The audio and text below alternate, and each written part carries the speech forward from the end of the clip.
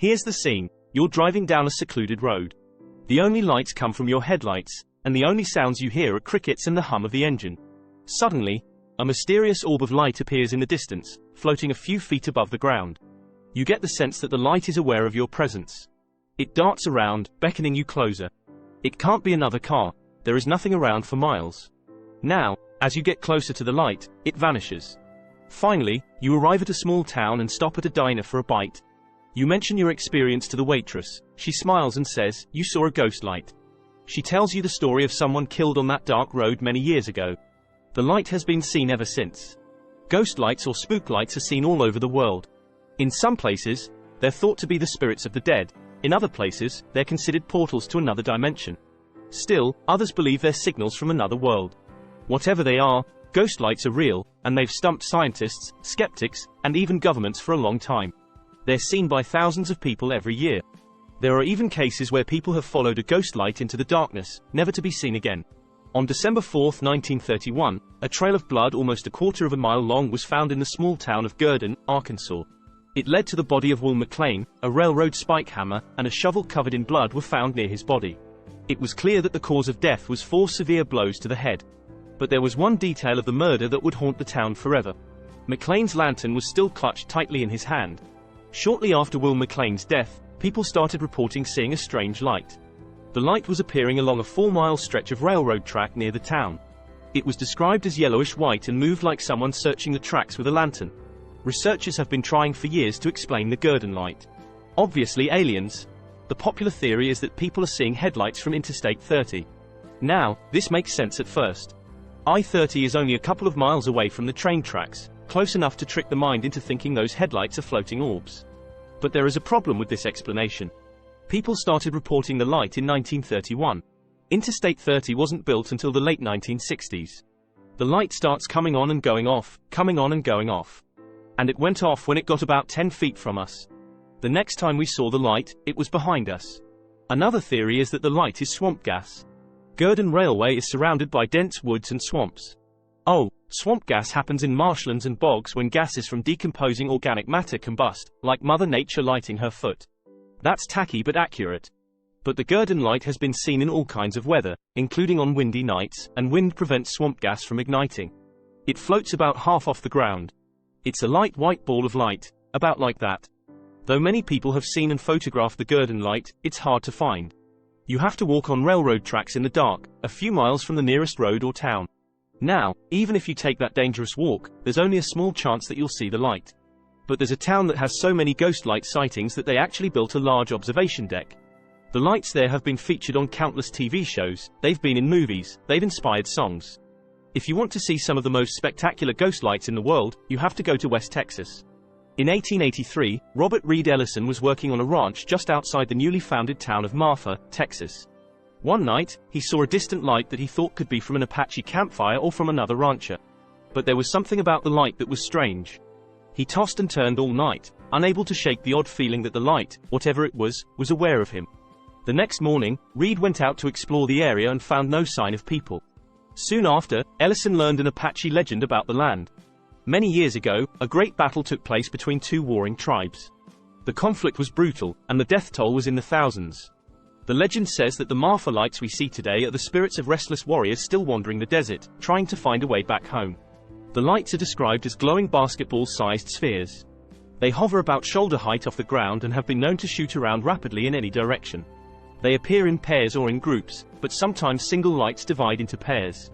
They've been seen merging, disappearing, and then reappearing, and sometimes they seem to move in regular patterns like there's an intelligence at work.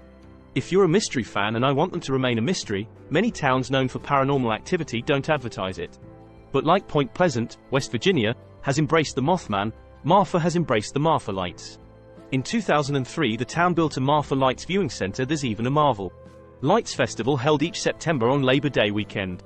There's a street parade, food, and live music, but not all ghost light experiences are so positive. In fact, some are downright terrifying. Surrency is a small town in Georgia located about 90 miles southwest of Savannah. And that's where you'll find the Surrency lights, which are bright yellow or white orbs of light. Unlike the Gurdon lights, these also appear near train tracks. Well, seeing lights near train tracks is pretty common, and there are a couple of theories for this. One is that the lights are ghosts of dead workers. In the 19th century, working on a railroad required fearlessness and a little bit of recklessness. Railway workers had long shifts, and the work was physically demanding and dangerous. In the early days of the railroad, 1 out of 35 workers were injured every year, and in many cases, the injuries resulted in missing limbs. Almost 1 out of every 100 workers died on the job. Maybe the lights seen around the tracks are spirits haunting their place of death. Another theory for lights around train tracks is that the tracks are liminal spaces.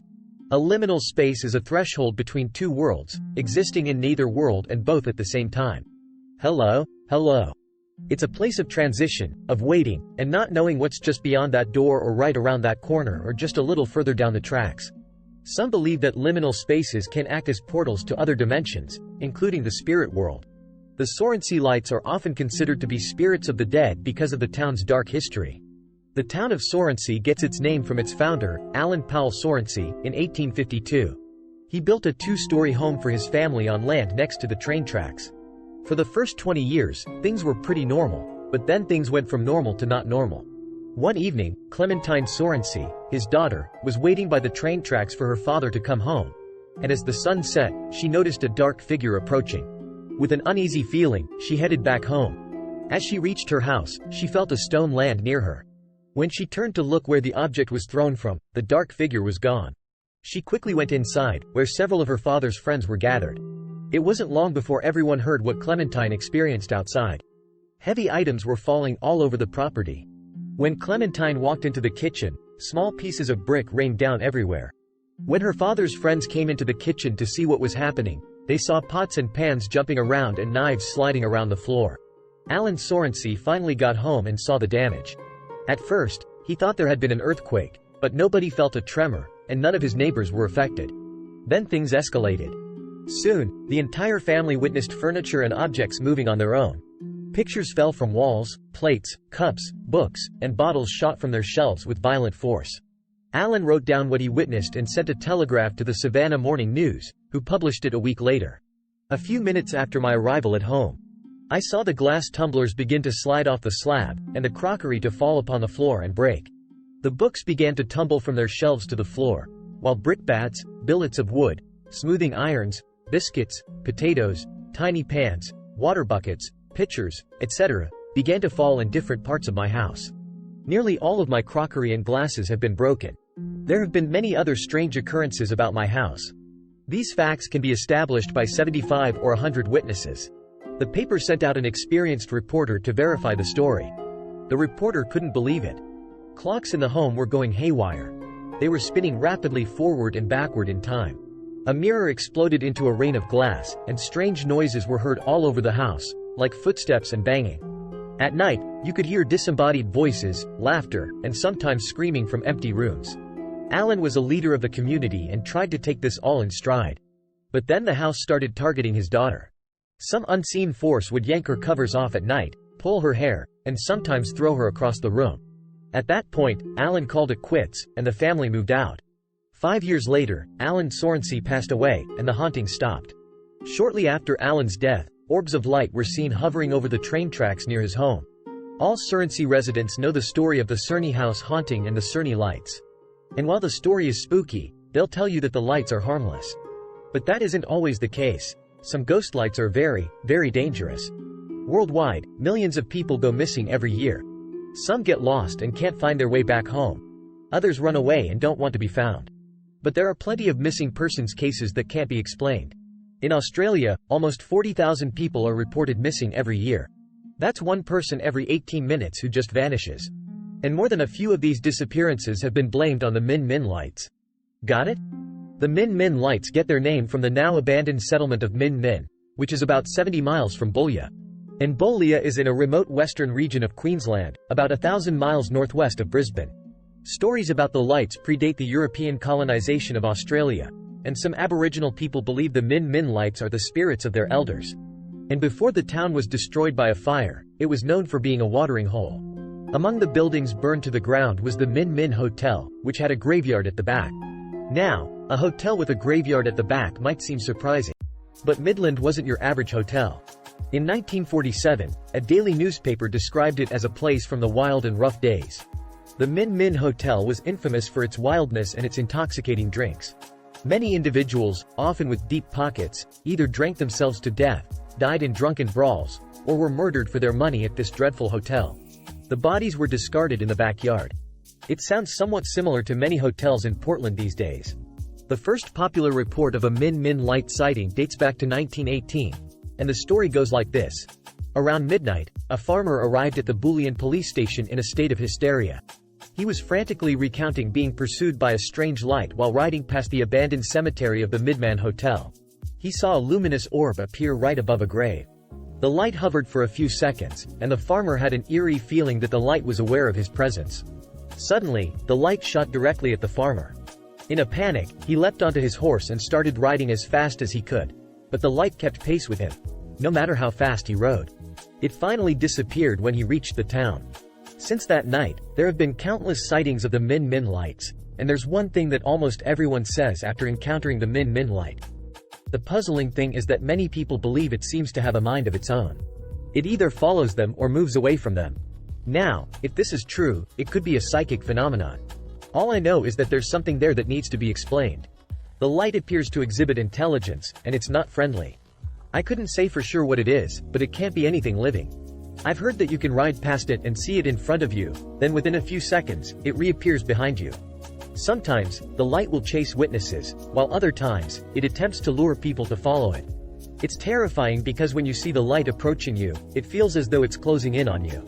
It used to happen like that. As you approach it, and if you try to get closer, it just moves away.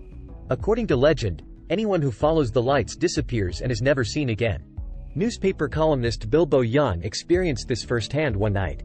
Bill was camping in the outskirts with some friends when a strange light appeared. We were all sitting, gazing into the darkness, far away from the dying campfire, and enjoying the cool air after a scorching day. Suddenly, I saw a light. At first, I thought it was someone waving a lantern, but it suddenly rose higher in the air, danced a bit, and hovered about, first high and then low, but always maintaining a distance of about 50 yards. It was clear that whatever was controlling the light was not a person. It looked like a massive ball of glowing embers. Bill was intrigued and encouraged his group to pursue it, but the men in the group were aware of the Min Min light stories. They knew that regardless of what happened, if you see one, you shouldn't follow it. Bill wasn't impressed, so he stood up and went to investigate what or who might be behind this mysterious light. Bill walked slowly through the darkness, with branches and twigs snapping beneath his feet. The light remained stationary, and Bill could swear that it was waiting for him. Finally, Bill had distanced himself from the camp, and the light was only a few yards ahead of him. Then suddenly, the light bounced in the air, emitted a flash, and shot down into the ground. Bill took another step when he heard panicked voices yelling at him from camp. He turned around, and he could see his friends by the firelight waving their arms and shouting for him to stop moving. Bill froze in place. The light then floated up, still a few yards ahead. It hovered about shoulder height, waited for a second or two, and then shot back down through the ground. But then Bill noticed something. The light wasn't shooting through the ground. It was diving into a deep chasm that went down hundreds of feet. Bill looked down and realized he was just one, maybe 2 steps away from the cliff. If he had kept following the light, he would have fallen to his death. The light then traveled back to him a couple of times, and Bill felt like it wanted him to follow. When Bill turned and headed back to camp, the light disappeared. James Birch, from the nearby town of Kimberly, had a Min Min light sighting while driving home from a hunting trip with a few friends. When the light appeared in the distance, they were all struck by it, and like many other witnesses, they felt like it was aware of them. Suddenly, they weren't driving toward town anymore. They were now following the strange light through the bush in the complete opposite direction. Nobody remembered turning around, but there they were, following this light into the darkness, mesmerized. They stopped the car, gathered themselves, and the light disappeared. It's missing time, and it doesn't sound like ghosts. No, it doesn't. Like the Apache in Texas, the local tribes claimed the Min Min lights are wandering spirits. But some people believe they're from somewhere even farther away. Well, how much farther away can you get than heaven? But wait, ghost lights or spook lights are seen all over the world. Some places have become famous for them. Marfa, Texas; Gurdon, Arkansas; Cerny, Georgia. There are also the Brown Mountain Lights in North Carolina and the Joplin Spook Light on the border of Missouri and Oklahoma. It's a long list, but can these be explained by science? Well, sometimes ghost lights are usually attributed to one of a few natural phenomena. One is swamp gas, which is like Mother Nature lighting her farts. Decaying organic matter is flammable, and under certain conditions, it can ignite. Now, it's possible that some ghost lights are swamp gas. But in places where lights appear during different weather conditions, it's not swamp gas. Another explanation is the piezoelectric effect, where quartz crystals are placed under stress, like from tectonic activity. Can produce an enormous amount of electricity. Gurdon, Georgia, sits on top of a large quartz deposit and is on a fault line. Plus, an earthquake was felt about the same time Will McLean was murdered on the train tracks. But this doesn't explain why the light appears as a ball and hovers, or why it appears frequently even when there's no seismic activity. Another explanation for ghost lights is when certain atmospheric conditions create optical illusions. There's a phenomenon called a superior mirage, which occurs when the air near the ground is colder than the air above it. This bends light rays so that objects look like they're floating above the surface. A superior mirage is pretty rare, but the best place to see one is where you can view a long distance unobscured, like over large bodies of water or over a large swath of flat terrain. For example, you can find this terrain in Marfa, Texas. It had long been suspected that the Marfa lights are actually car headlights coming from Highway 67 and Highway 90 in the area. Well, in 2004, a group of physics students went to Marfa to try to solve this. Over a 3-day period, they found that the number of Marfa lights directly correlated to the amount of traffic on Highway 67. To further prove their point, they sent a car out to the highway and had it flash its lights. They were able to generate a Marfa light every single time. Well, that's true. Robert Reed Ellison said he spotted the lights in 1883, right? Right, except he didn't. Oh, there was no record of him ever saying it.